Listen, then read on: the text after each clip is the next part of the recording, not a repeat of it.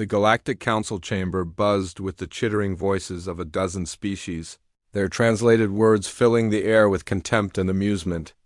Ambassador Thexla of the Vorthan Empire gestured with 4 of his 6 arms toward the holographic display showing Earth's military capabilities.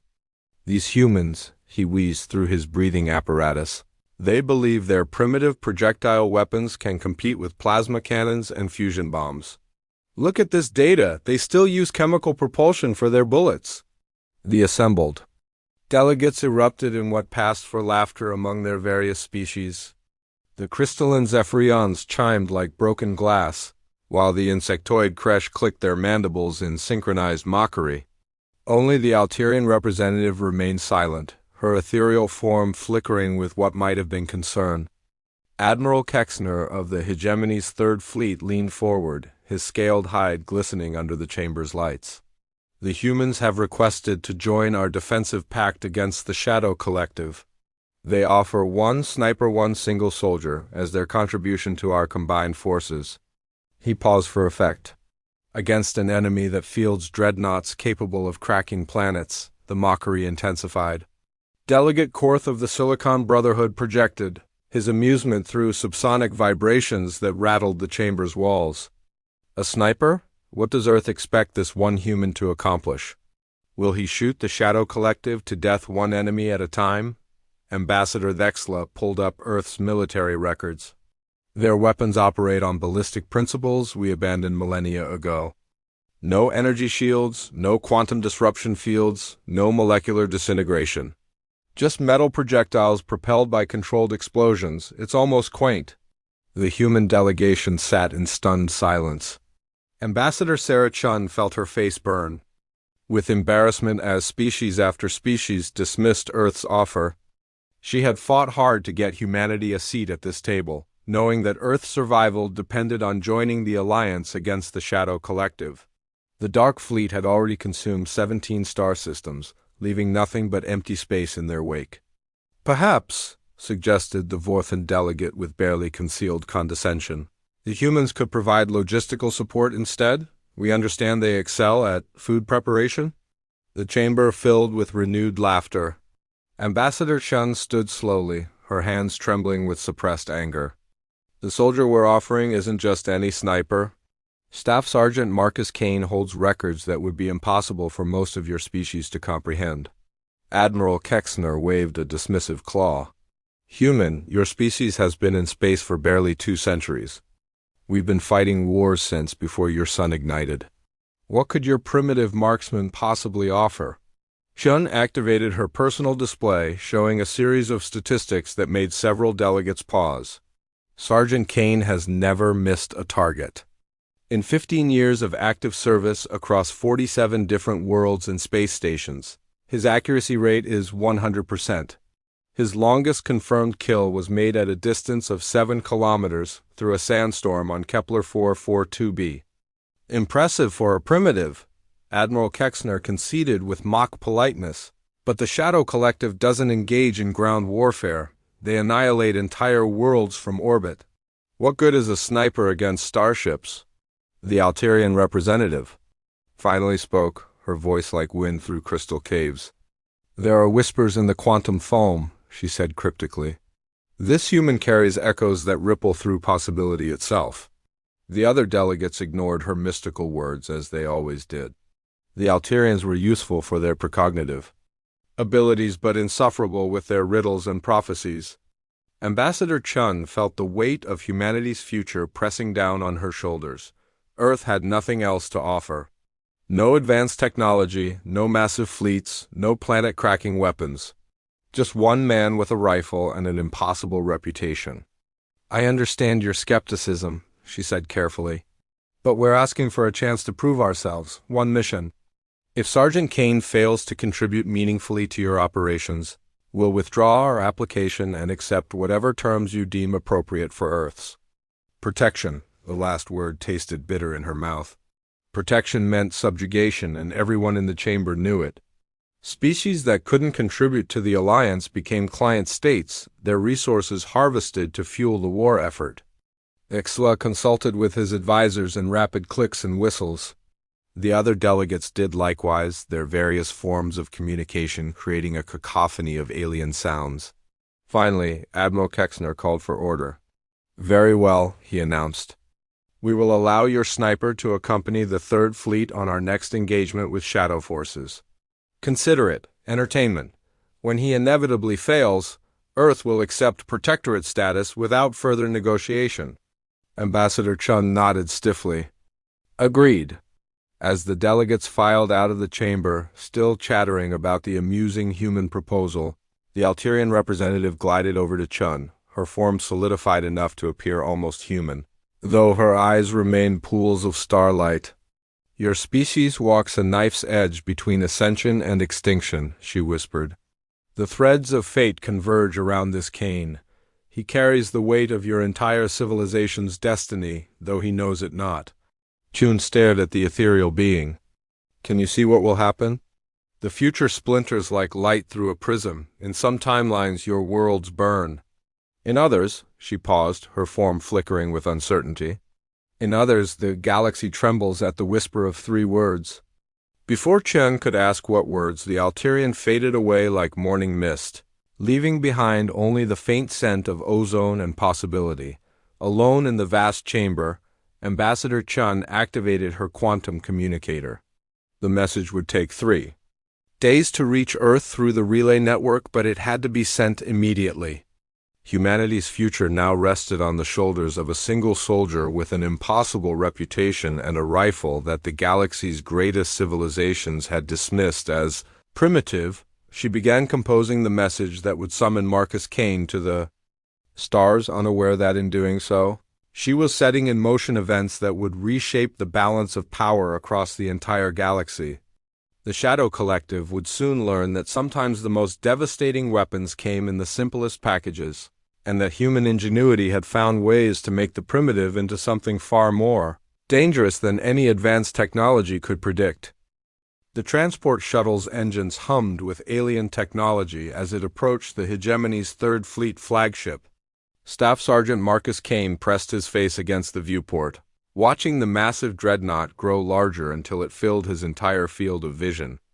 The ship stretched nearly 12 kilometers from bow to stern, its hull bristling with weapons that could reduce planets to asteroid fields. Kane adjusted the strap of his rifle case and checked his equipment one final time. The M2010 enhanced sniper weapon system looked primitive compared to the energy weapons he'd seen in the fleet's armory, but it had never failed him. The rifle was more than a tool, it was an extension of his will, calibrated to his heartbeat and breathing patterns after 15 years of constant use. "Nervous, human?" asked the Vorthan pilot, his 4 eyes studying Kane through the shuttle's rear camera. "You're about to meet beings who could disintegrate you with a thought." Kane's expression remained neutral. "I've met plenty of things that wanted to kill me. Most of them are dead now." The shuttle docked with a metallic clang that reverberated through the hull. Kane gathered his gear and followed the airlock's guidance lights into the ship's interior. The corridor stretched away in both directions, its walls lined with displays showing tactical information in languages he couldn't read. The gravity felt slightly heavier than Earth standard, and the air carried an ozone scent that made his sinuses tingle. Admiral Kexner waited in the shuttle bay, his massive frame dwarfing the human soldier. The reptilian officer's yellow eyes examined Kane with undisguised skepticism. Behind him stood a collection of the galaxy's finest soldiers, Vorthan shock troopers with their quad-armed power suits, crystalline Zephyrian warriors that gleamed like living diamonds, and several species Kane didn't recognize. "So," Admiral Kexner rumbled, his voice translated through universal communicators, "this is Earth's great contribution to our war effort. You look disappointingly ordinary." Kane set down his equipment case and straightened to his full height. At 6 feet, he was smaller than most of the aliens surrounding him, but something in his posture made several of them step back unconsciously. "Respectfully, Admiral, I'm here to do a job. Point me at what needs shooting." A few of the alien soldiers exchanged glances. The Kresh warrior beside the Admiral clicked his mandibles in what might have been amusement. "This primitive thinks shooting is a simple matter. Wait until you see plasma bolts vaporizing your cover, human. Kane pulled his rifle from its case and began assembling it with practiced efficiency. The other soldiers watched with curiosity as he attached the scope and checked the action. The weapon looked crude compared to their energy rifles, but Kane handled it with the reverence other species reserve for religious artifacts. "What's your effective range with that antique?" asked Commander Zexthy, a female Vorthan whose scarred exoskeleton spoke of extensive combat experience. "Depends on conditions," Kane replied, settling the rifle's weight against his shoulder. "Clean shot in vacuum?" "About 15 kilometers. Atmospheric conditions vary the calculation." Several aliens laughed, the sounds translating poorly through their communicators. A Zephyrian warrior chimed mockingly. 15 kilometers? Our standard plasma rifles are effective to 50 kilometers, and that's considered short range by current standards. "Range isn't everything," Kane said quietly. He was examining the tactical displays, his mind already processing potential shooting positions and angles. "It's about hitting what you aim at when it counts." Admiral Kexner gestured for the group to follow him toward the command center. "You'll have your chance to prove that philosophy, human." Intelligence reports indicate shadow collective forces are massing near the Kepler 186 system. They're preparing to harvest the system's inhabited worlds for resources. The command center buzzed with activity as officers from a dozen species coordinated fleet movements. Holographic displays showed the Third Fleet's position relative to the enemy forces. 4 shadow dreadnoughts and their escort vessels, dark shapes that seemed to absorb light rather than reflect it. Kane studied the tactical information with professional interest. "What's the engagement plan, Admiral?" "Standard fleet action," Kexner explained, gesturing at the holographic battle space. "We'll engage their dreadnoughts at maximum range while our fighters harass their escorts." "Your role?" He paused, clearly uncertain. "Well, you'll observe from a safe distance and try not to interfere with real soldiers." The dismissive tone wasn't lost on Kane, but he'd faced skeptical commanders before. Results spoke louder than words. "Where will you need me positioned?"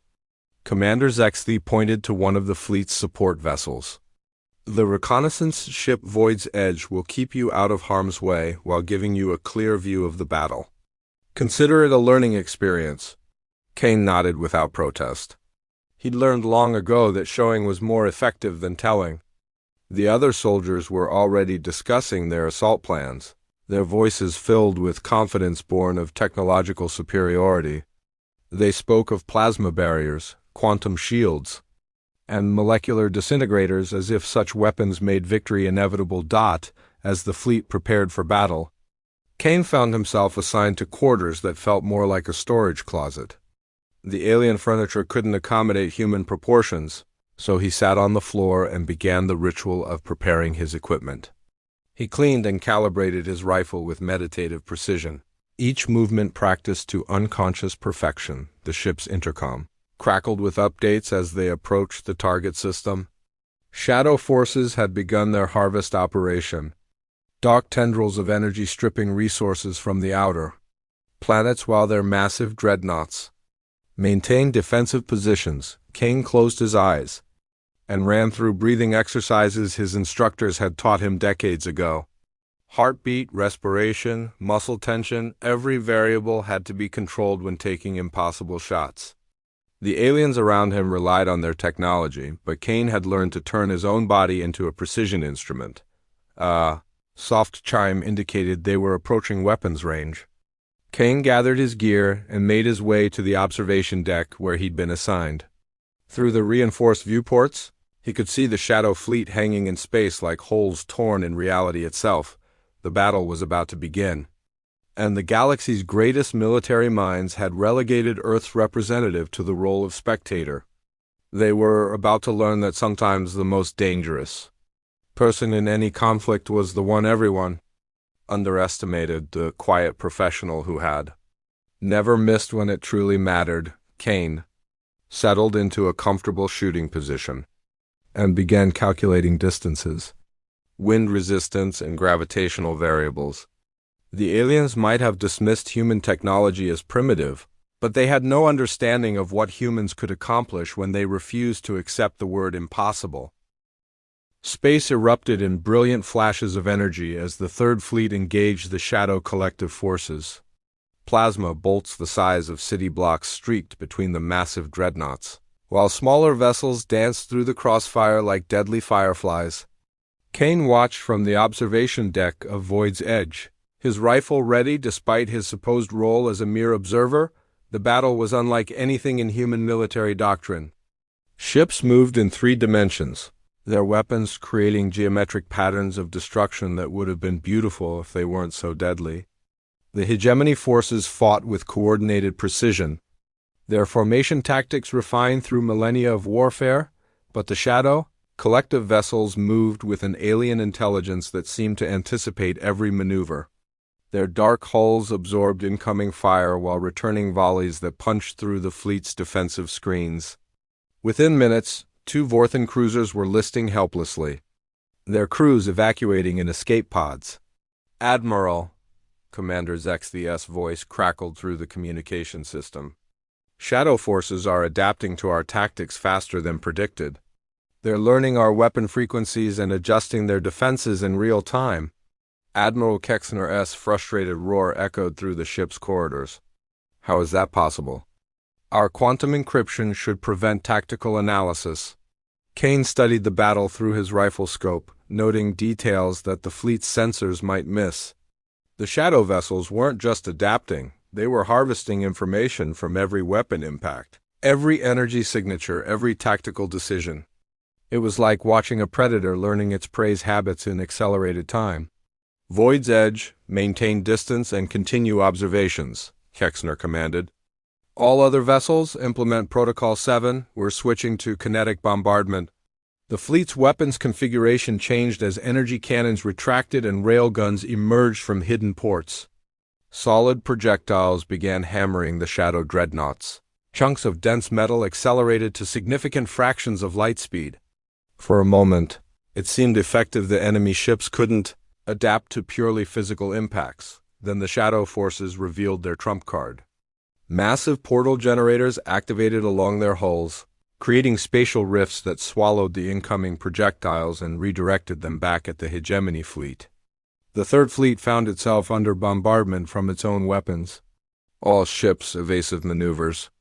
Admiral Kexner's voice carried the first hint of panic Kane had heard through his scope. Kane noticed something the fleet's sensors had missed. The portal generators required precise targeting to redirect incoming fire, and they took several seconds to recalibrate between shots.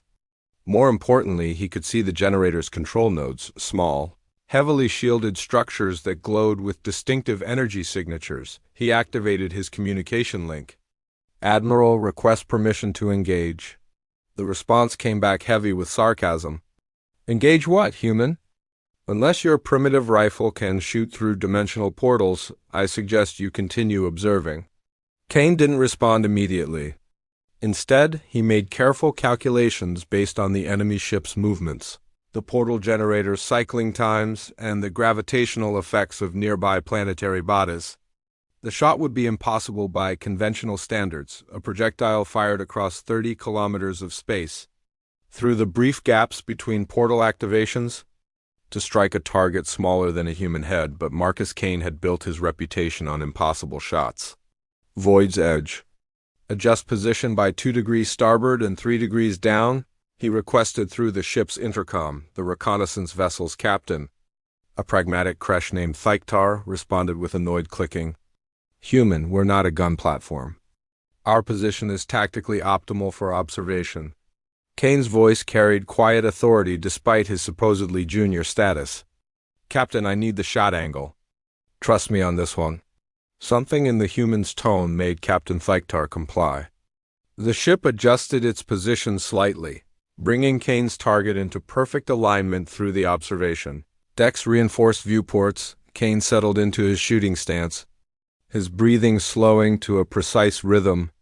The chaos of battle faded into background noise as he entered the meditative state that had made him legendary among human marksmen. Heartbeat, muscle tension, gravitational drift. Target movement, every variable crystallized in his mind. The lead Shadow Dreadnought was cycling its portal generators, preparing to redirect another volley of railgun projectiles.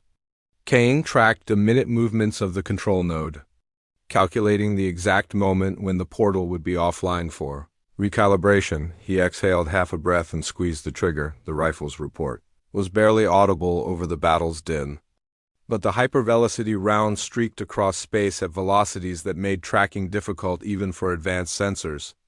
The projectile passed through the brief gap in the portal generator's defensive field and struck the control node with surgical precision. For a moment, nothing seemed to happen. Then the portal generator sparked and died, its exotic matter containment field collapsing in a cascade of energy that rippled through the Shadow Dreadnought's hull. The massive vessel shuddered as its primary defensive system failed. What just happened? Admiral Kexner's voice crackled with confusion. Shadow 1's portal generator just went offline. Kane was already lining up his second shot. The remaining portal generators were still active, but their coordination was disrupted. He could see the control nodes clearly now, their defensive patterns predictable without their primary coordinator. He fired again. Then again, within 90 seconds, all 4 portal generators on the lead dreadnought were dead, their control nodes destroyed by impossibly precise shots fired from a distance that should have made accurate targeting impossible. The hegemony fleet wasted no time exploiting the sudden vulnerability. Concentrated plasma fire hammered the Shadow vessel's hull while it struggled to compensate for its lost defenses. Secondary explosions began rippling through the massive ship as its protective systems overloaded. "How did you do that?" Commander Zex's voice carried amazement rather than mockery for the first time. "Our targeting computers can't even lock onto those control nodes at this range." Kane chambered another round and began calculating firing solutions for the second Shadow Dreadnought. "Sometimes you don't need computers," he said quietly. "Sometimes you just need to know how to shoot straight." The aliens around him suddenly understood that they had been thinking about warfare in entirely the wrong terms. Technology could be countered, adapted to, overcome by superior intelligence or advanced systems. But there was something primal and absolute about a perfectly placed shot that transcended all technological considerations. The second Shadow Dreadnought was already adjusting its tactics, having learned from its companion's fate. But Kane had spent 15 years learning to adapt faster than his enemies, and he was just getting started. The second Shadow Dreadnought had witnessed its companion's destruction and begun implementing countermeasures. Its portal generators now operated in rapid, unpredictable cycles while point defense systems swept the space around its control nodes with intersecting fields of fire. The alien intelligence commanding the vessel had learned from Kane's previous shots and adapted accordingly. Kane studied the new defensive pattern through his scope, mapping the timing intervals and identifying the brief windows when the point defenses cycled. The shots would be exponentially more difficult, requiring split-second timing to thread projectiles between defensive grids that move faster than human reflexes could track. "The Shadow forces are adapting," Admiral Kexner reported grimly. "Their remaining vessels have implemented defensive protocols specifically designed to counter precision targeting. Whatever advantage we gained is rapidly disappearing." Commander Zex's tactical display showed the uncomfortable truth. While they had crippled one dreadnought, the other 3 Shadow vessels were positioning themselves in a formation that maximized their overlapping defensive fields.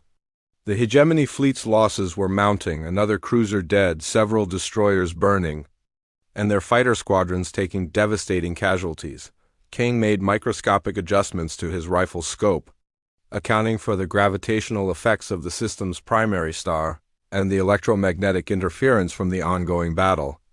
The mathematics were becoming increasingly complex, but his mind processed the variables with trained efficiency. "Void's edge, I need another position adjustment," he requested. 5 degrees port, 1 degree up?" Captain Thyktar hesitated. "Human, moving closer will put us within range of their secondary weapons. My ship wasn't designed for direct engagement." "Trust me, Captain. I've got this." The Kresh officer's mandibles clicked nervously, but he complied. The reconnaissance ship adjusted its position, bringing Kane's target into optimal alignment despite the increased danger. Through the viewports, they could see plasma bolts from the shadow vessels growing larger and more frequent. Kane settled into his shooting position and began the mental calculations that had made him legendary.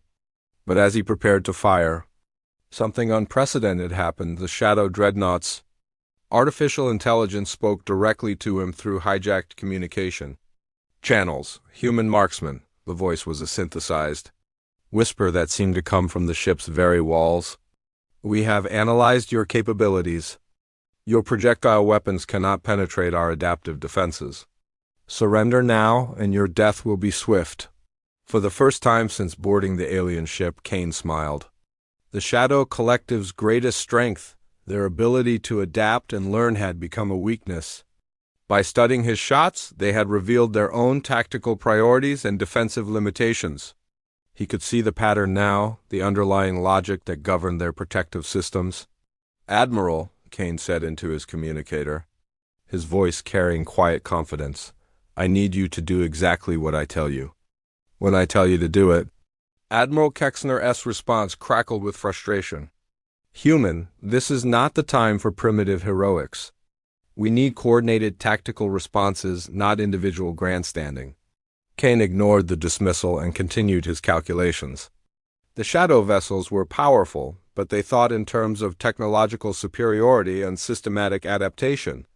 They couldn't comprehend the human concept of intuitive warfare, the ability to see patterns and exploit weaknesses through pure instinct refined by experience. "All fleet vessels, prepare for emergency scatter pattern," Kane commanded with an authority that surprised everyone listening. "On my mark, execute maximum evasive maneuvers and concentrate all fire on Shadow 2's ventral hull section." "Who authorized you to issue tactical commands?" Admiral Kexner demanded. Kane lined up his shot, waiting for the precise moment when multiple variables would align. "Admiral, in about 30 seconds, you're going to see something that changes how this war is fought. When you do, I need you to say 3 words into the fleet communication channel." "What words?" Kane's finger tightened on the trigger as the targeting solution crystallized in his mind. "Distance, 32 kilometers. Target, a control node no larger than a human fist, protected by overlapping defensive fields and moving in an unpredictable pattern. Probability of success by conventional mathematics, effectively 0. Permission to engage," Kane whispered, and fired. The hypervelocity round followed a trajectory that defied conventional ballistics. It curved around a debris field, slipped through a gap in the point defenses that existed for exactly 1/15 of a second, and struck the Shadow vessel's primary tactical processor with surgical precision. The effect was immediate and catastrophic. Without its central intelligence to coordinate defensive systems, the dreadnought's overlapping fields began interfering with each other. Portal generators cycled out of sync, point defenses targeted friendly systems, and critical vulnerabilities appeared throughout the vessel's hull. "Now, Admiral," Kane shouted, "execute the scatter pattern." Admiral Kexner, stunned by what he had witnessed, automatically complied. "All vessels, execute emergency scatter. Concentrate fire on Shadow 2. But Kane was already moving to his next target.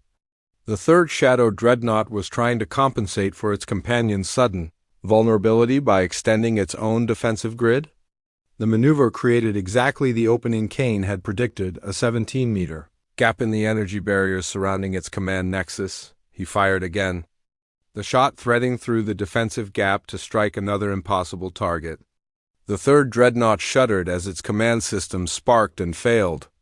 Leaving it vulnerable to the fleet's concentrated fire, the remaining Shadow vessels began a tactical withdrawal, their artificial intelligences recognizing a threat they couldn't analyze or counter. For the first time in the war against the Shadow Collective, enemy forces were retreating rather than adapting. Admiral Kexner's voice filled the communication channel, heavy with amazement and something approaching reverence. "All fleet vessels, this is Admiral Kexner. Staff Sergeant Kane has demonstrated unprecedented tactical effectiveness against Shadow forces. From this moment forward, All engagements will defer to his tactical assessment. Kane was already calculating firing solutions for the retreating vessels when he heard the words that would echo through galactic history. Admiral Kexner's voice, now carrying the weight of absolute authority, spoke 3 words into the fleet communication system: permission to engage. Those 3 words would become the signal that transformed every subsequent battle against the Shadow Collective. When spoken by fleet commanders across the galaxy, they meant that humanity's impossible sniper was taking control of the engagement. They meant that conventional tactical doctrine was being suspended in favor of something far more. Dangerous human intuition backed by inhuman skill. Kane squeezed the trigger one final time, sending a round across 43 kilometers of space to strike the retreating flagship's engine manifold. The Shadow Dreadnought's retreat became a tumbling death spiral as its propulsion system catastrophically failed. The Third Fleet's victory was absolute, but more importantly, it was unprecedented. For the first time since the war began, Shadow forces had been not merely defeated, but completely outmaneuvered by an intelligence they couldn't comprehend or counter. As the surviving Shadow vessels disappeared into hyperspace, the galaxy's greatest military powers began to understand that Earth had contributed something far more valuable than advanced technology or massive fleets. They had provided a warrior whose capabilities transcended all conventional understanding of warfare. Word of the Third Fleet's impossible victory spread through galactic communication networks faster than hyperspace travel. Within hours, every major civilization was analyzing tactical recordings that showed a single human soldier accomplishing what entire fleets had failed to achieve. The footage played on endless loops in military academies and strategic planning centers across hundreds of worlds. Kane found himself transferred to the flagship's executive quarters, a dramatic upgrade from his previous storage closet accommodations. The room was designed for Vorthan proportions, with furniture that could finally accommodate human anatomy. More importantly, it included a workstation where he could properly maintain and modify his equipment. Admiral Kexner entered without announcement, his massive frame filling the doorway. The reptilian officer's attitude had transformed completely since the battle. Where once he had shown dismissive condescension, now his yellow eyes held something approaching awe. "Staff Sergeant Kane," the Admiral began formally, "I owe you an apology. My species has commanded fleets for 3,000 years, and I have never witnessed tactical capabilities like yours. How is such precision possible?" Kane looked up from cleaning his rifle, his expression unchanged. "Practice, sir?" "Lots of practice. Practice." Admiral Kexner repeated the word as if tasting something foreign. "Our greatest marksmen train with quantum-assisted targeting systems from birth. Our weapons are guided by artificial intelligences that can calculate ballistic solutions faster than biological minds can process thought. Yet none of them could have made the shots you made today." Kane reassembled his rifle with practiced efficiency, each component sliding into place with mechanical precision. "Your technology does the thinking for you, Admiral. When I shoot, every calculation happens in here." He tapped his temple. "The rifle is just the tool. I am the weapon." The distinction was lost on the Admiral, but the results spoke for themselves. In 3 engagements over the past week, Kane had disabled 17 Shadow vessels using nothing more than precisely placed shots. Each victory had been impossible by conventional tactical doctrine, yet the evidence was undeniable. Commander Zexthi entered the quarters carrying a holographic projector. Her scarred exoskeleton gleamed under the room's lighting as she activated the device. "Sergeant Kane, you need to see this. Intelligence reports from across the galaxy." The hologram displayed a 3-dimensional map showing Shadow Collective positions throughout known space. Red markers indicated active harvesting operations while yellow zones showed recent withdrawals. The pattern was unmistakable. Shadow forces were avoiding sectors where Kane's presence had been reported. "They're afraid of you," Commander Zexthi explained. "For the first time in this war, Shadow forces are exhibiting what can only be described as caution. They've stopped their advance in 17 different sectors pending tactical reassessment." Kane studied the display with professional interest. The Shadow Collective's artificial intelligences were logical entities that calculated risk and probability with mathematical precision. His impossible shots had introduced a variable they couldn't quantify or counter, forcing them to recalculate their entire strategic approach. How many other human soldiers possess your capabilities? Admiral Kexner asked. Kane considered the question carefully. None with my exact skill set, but humans are adaptable. We train differently than your species. Our military doctrine emphasizes individual initiative over technological superiority. The Admiral's translator struggled with several concepts that didn't exist in Vorthan tactical philosophy. Individual initiative was a foreign idea to species that had evolved from hive minds or pack hunters. The notion that a single soldier could fundamentally alter strategic calculations seemed almost mystical. A communication alert interrupted their conversation. The holographic display shifted to show Ambassador Chun calling from Earth with what appeared to be urgent news. Sergeant Kane, she began without preamble, the Galactic Council has requested a full demonstration of human military capabilities. Every major species wants to understand what makes our forces unique. Kane exchanged glances with Admiral Kexner. Ma'am, I'm just one soldier.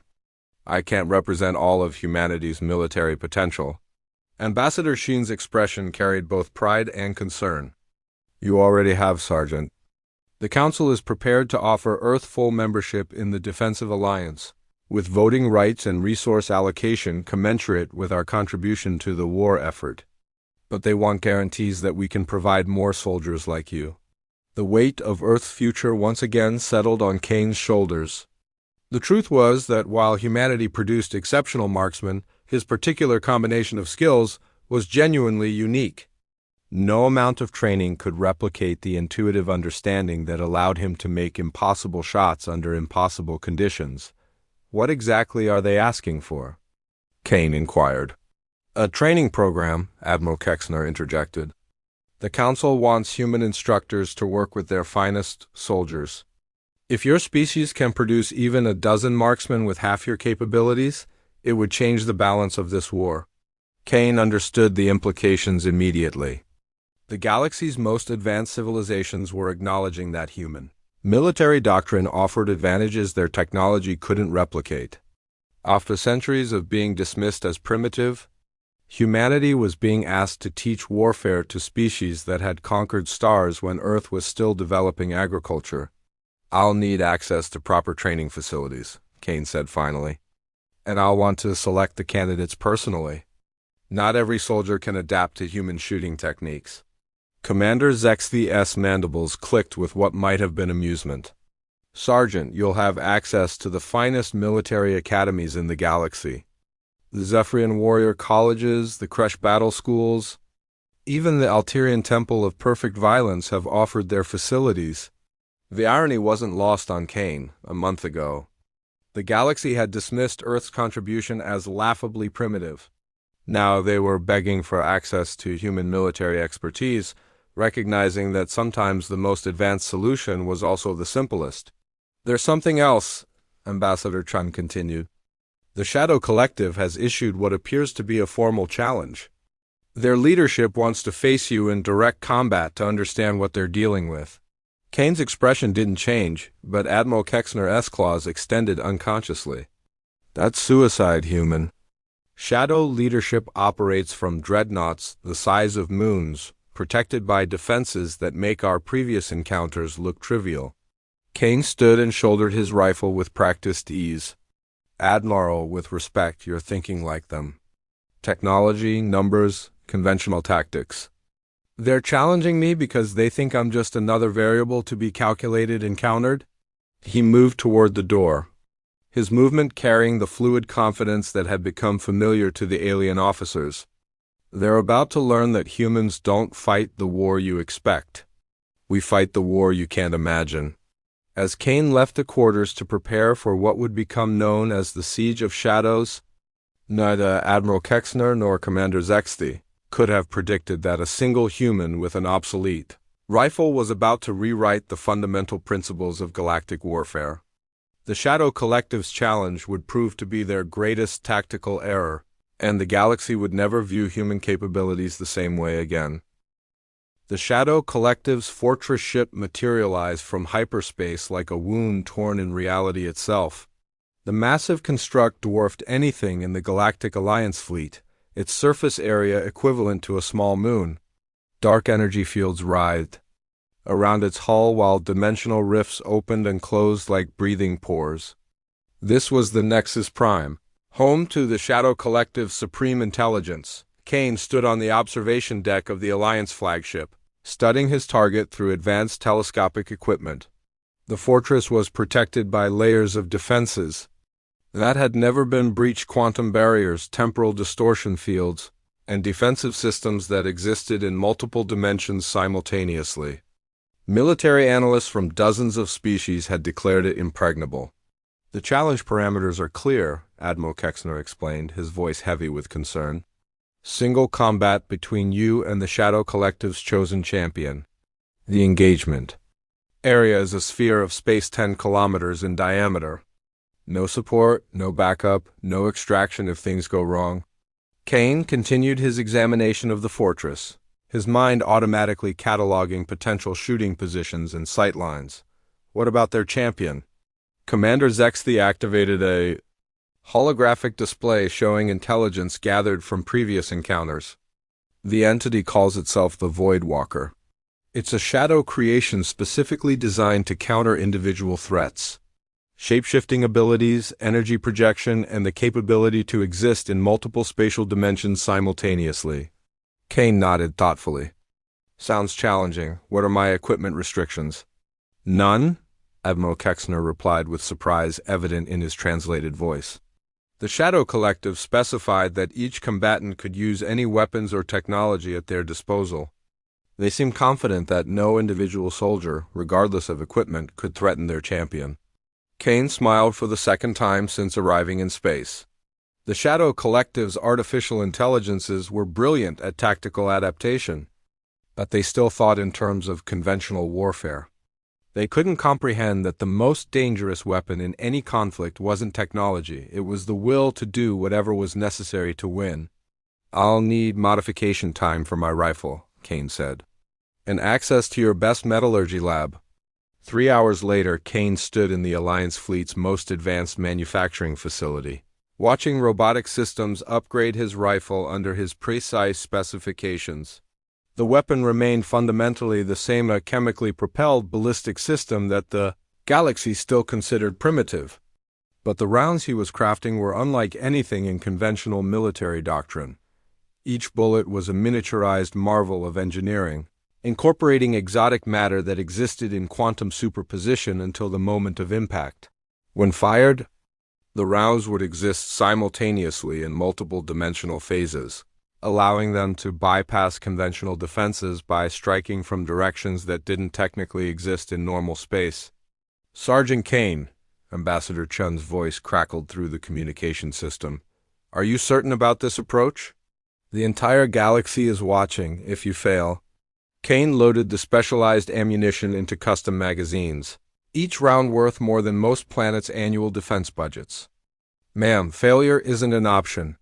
Earth's future, the Alliance's survival, and the freedom of every inhabited world in the galaxy depends on what happens in the next hour." The transport shuttle carried Kane to the designated combat zone, a sphere of empty space equidistant between the Alliance fleet and the Shadow Fortress. As he suited up in a specially modified vacuum suit, Kane ran through breathing exercises that centered his mind for the challenge ahead. The Void Walker materialized in the center of the combat sphere, its form shifting between states of matter and energy. It appeared humanoid one moment, then dissolved into crackling darkness before reforming as a creature of living shadow with glowing void light for eyes. Its voice reached Kane through quantum entanglement rather than sound waves. "Human marksman." The entity spoke directly into Kane's mind. "You have caused considerable disruption to our harvest operations. We will study your capabilities before your inevitable destruction." Kane activated his suit's maneuvering thrusters and began moving through the combat zone in an unpredictable pattern. The Void Walker matched his movements effortlessly, its form adapting to exist in multiple locations simultaneously. Energy blasts began streaking through space as the Shadow Champion tested Kane's evasive capabilities, but Kane wasn't trying to avoid the attacks. He was mapping the entity's behavioral patterns, noting the microsecond delays between thought and action, the energy signatures that preceded each phase shift. For 15 minutes, he danced through the combat zone while the Void Walker grew increasingly frustrated with its inability to land a decisive blow. Then Kane stopped moving and raised his rifle. Impossible targeting solution detected, the Void Walker announced as it analyzed Kane's firing position. Target exists in 17 different dimensional phases simultaneously. Projectile weapons cannot achieve target lock. Kane's voice was transmitted through his suit's emergency beacon, broadcasting to both fleets with crystal clarity. "I don't need target lock. I just need permission." Admiral Kexner understood immediately. His voice boomed across all communication channels, carrying the authority of the entire Galactic Alliance. Permission to engage. Kane fired. The round existed in quantum superposition. As it crossed the combat zone, its trajectory calculated not through space but through probability itself. The Void Walker attempted to phase into alternate dimensions, but the bullet followed it through each transformation, existing in all states simultaneously until the moment of impact. The specialized ammunition struck the Shadow Champion's core. Matrix with perfect precision, its exotic matter payload triggering a cascade reaction that unraveled the entity's dimensional stability. The Void Walker's scream echoed through spacetime itself as it collapsed into its base components and dispersed into cosmic radiation. But Kane wasn't finished. While the Alliance fleet celebrated their champion's victory, he was already calculating a firing solution that defied every known law of physics and battlefield ethics. The Shadow Fortress loomed before him, its defenses designed to repel fleets, but completely unprepared for a single projectile fired from an impossible angle through dimensions that shouldn't exist. Kane chambered his final round of bullet crafted from compressed matter that existed in a state of perpetual collapse. When it struck the fortress's central processing core, the exotic matter would create a localized black hole that would consume the entire structure from within. "All Alliance vessels, emergency retreat to maximum safe distance," Kane commanded with quiet authority. "What's about to happen will rewrite the laws of physics in this region of space."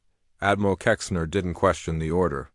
The entire fleet began emergency withdrawal procedures as Kane lined up the shot that would end the Shadow Collective's threat to the galaxy forever. The rifle's final report was silent in the vacuum of space, but the consequences were visible across several star systems. The exotic round penetrated every defensive layer around the fortress before striking its target with mathematical precision. For a moment, nothing seemed to happen. Then reality folded inward as a microscopic black hole formed at the heart of the Shadow Fortress. The massive construct collapsed into itself with devastating elegance, its entire mass compressed into a singularity that lasted exactly 7 seconds before evaporating in a burst of Hawking radiation. When the energy dissipated, the Shadow Collective's greatest stronghold had been reduced to empty space and elementary particles. The intelligence that had threatened galactic civilization for centuries was gone, eliminated by a single human soldier with an obsolete rifle and the will to take impossible shots.